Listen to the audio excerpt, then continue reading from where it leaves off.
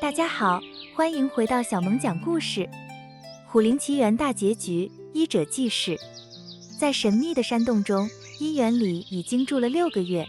在虎灵班爪和班牙的指导下，他不仅掌握了失传的医术，更学会了与生灵沟通。从治疗中毒的小鹿到狂躁的野猪，每一次诊疗都是虎灵师傅们精心的安排。同时，医园里的共感能力日益增强，甚至能感知到虎灵的想法。然而，这天黄昏，当医园里正在洞中整理新学的针法时，远处突然传来嘈杂的人声和马蹄声。他急忙跑到洞口张望，只见山下烟尘滚滚，一支军兵正浩浩荡荡地向山上搜索而来。就在这时，班爪出现在洞口旁边，老虎的神情有些凝重，他看了看山下的方向，又望向医园里，眼中流露出复杂的情感。医园里从虎灵的眼神中读出了一种不舍，还有一种难言的矛盾。他轻声问道：“师傅是在告诉我该下山了吗？”班爪缓缓点了点头，然后转身走向密林。走了几步，他回头看了医园里最后一眼。医园里顿时明白了师傅的意思。在这洞穴中6个月，他已掌握了足够的医术，现在是时候带着这些知识下山去了。临别前，他郑重地对着洞穴行了一礼：“师傅在上，弟子定不负所望，救治天下苍生。”一阵山风轻柔拂过，仿佛是无声的回应。医园里背起沉重的药箱，最后深深地看了一眼这个改变他一生的洞穴，随后毅然转身，踏上前往山下的道路。第7章，医道下山济苍生。医园里背着药箱，沿着山路向下走。山下的人声越来越清晰，果真是一支军队不知道跟谁在混战。刚走到半山腰，一个身穿破烂军服的士兵跌跌撞撞地爬了上来。他脸色苍白，左臂衣袖已被鲜血浸透，显然身受重伤。士兵一看到医园里，立刻警觉地握住腰间刀柄：“你是何人？为何在此？”在下医园里，本是城中大夫，因战乱逃难至此。士兵眼中闪过一丝狐疑，但身子随即一晃：“大夫？山中怎会有大夫？”话还没说完，他便支撑不住，重重倒地，昏了过去。医园里赶紧上前查看，士兵失血过多，呼吸微弱，恐怕性命难保。他小心地撕开士兵的衣袖，只见一道很深的刀伤正在流血，新旧刀伤重叠，伤口极不平整，显然是激战中留下的，一些旧的伤口已经开始流脓。医园里从药箱中取出在洞中学到的特殊药材，按照师傅传授的方法进行调配。他将七星草与血参按特定比例研磨，加入一滴千年灵芝的精华，制成止血化毒散。医园里将药粉敷在士兵伤口上，血很快便止住了。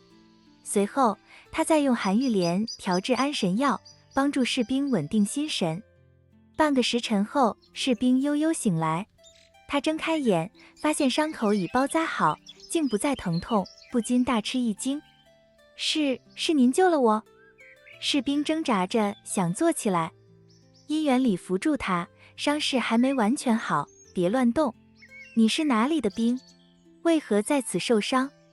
我叫张三，本是城里的农夫。士兵苦笑着回道：战乱来时被侦，跟着大队在山中追剿流寇，没想到中了埋伏，弟兄们都散了，我也受了伤，躲在山中已经2天了。医园里关切地问：战事如何了？张三说：流寇已被打散，但山中还有一些在负隅顽抗。大夫，您的医术如此高明，我从未见过疗效这么好的药。正说着，山下又传来脚步声，另一名士兵艰难地爬上来，一看到张三，顿时大喜过望：三哥，我总算找到你了。张三激动地说道：二牛，你没事就好，其他弟兄呢？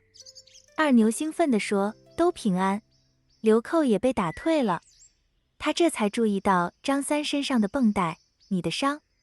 张三感激地看向医园里，是这位大夫救了我。若不是遇到这位大夫，我这条命就没了。医院里检查了二牛的伤势，也是一道刀伤，但并不深。他用金创药替他包扎，敷药时在药粉中加入了一点七星草的成分，效果立竿见影。二牛惊讶地说：“大夫，您的药真神了！我这伤口本来还在流脓，现在竟然淤青都消了，伤口一点都不疼了。”包扎时，张三开口道：“大夫，我们都不是吃军饷的兵，本来都是种田的农夫，战乱来了才被迫拿起刀枪。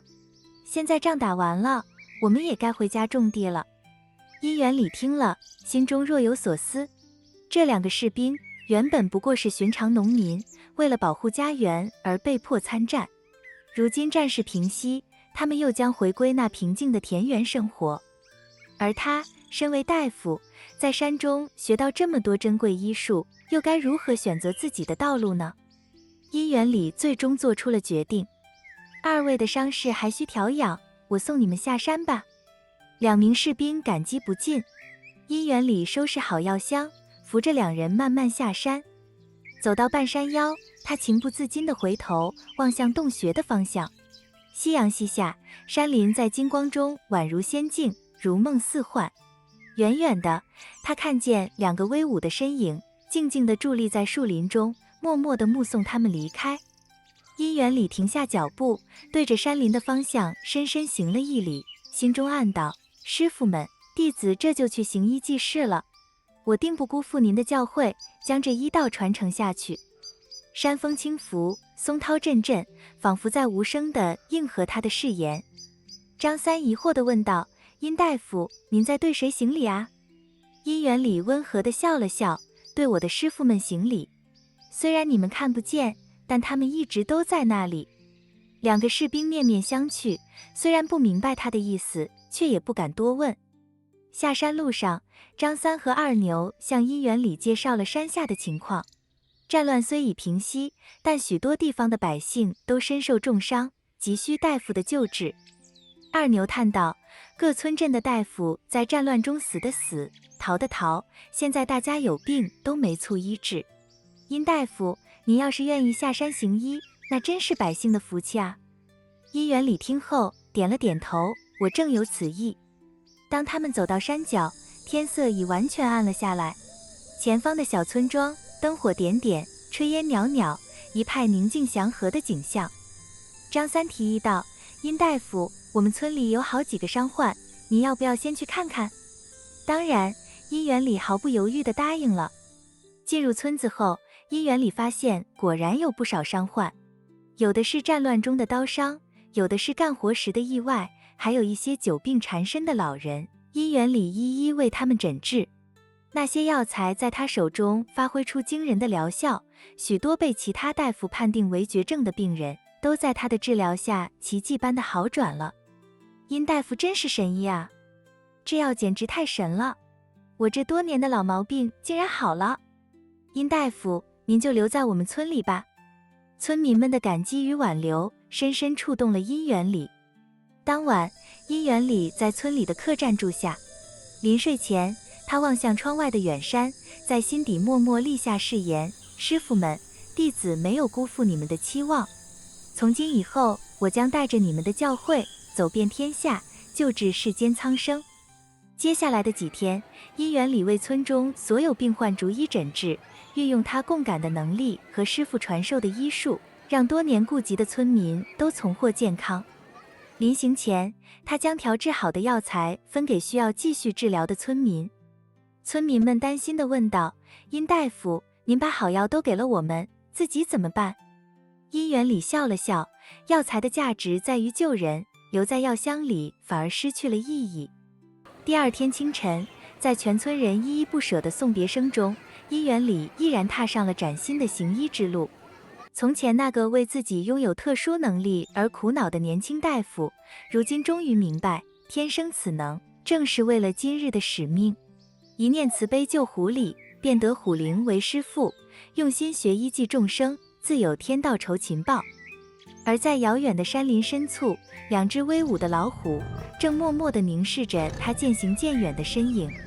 医道心火，代代相传，这段凡人与虎灵的奇缘，终将成为温暖人心的传说，在民间世代流传下去。今天的故事就到这里，下次再相会。